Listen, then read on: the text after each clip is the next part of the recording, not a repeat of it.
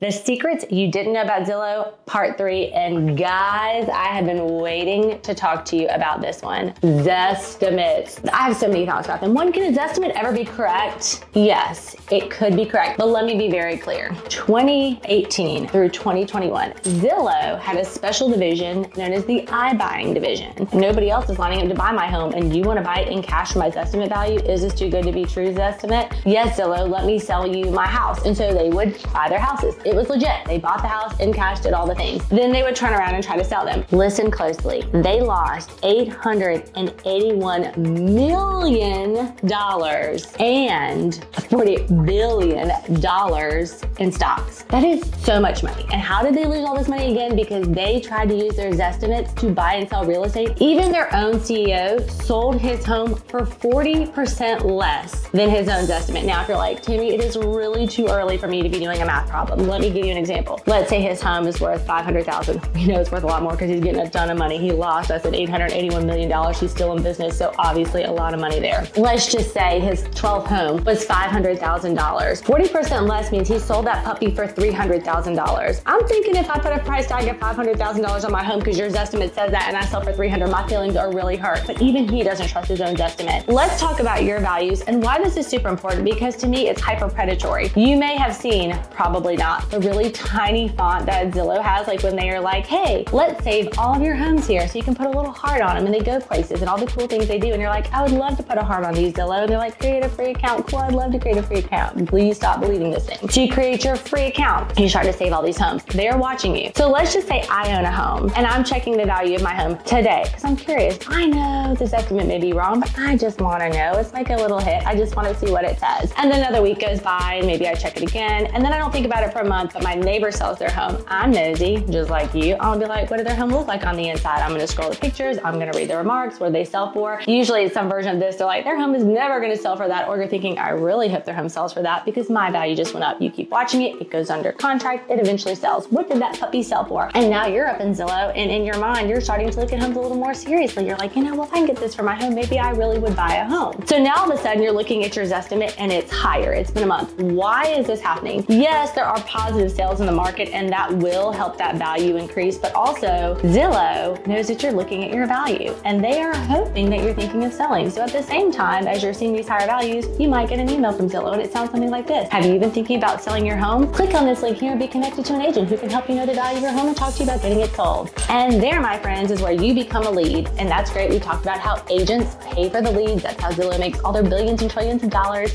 And so you click on that link and you're connected, all because that Zestimate value kept going up. Why did it keep going up? Because they knew that you were watching. So it is totally okay if you want to sell your home, but don't let that little Zestimate trick you. And also always ask an agent what your home is worth, because next time I have a cautionary tale.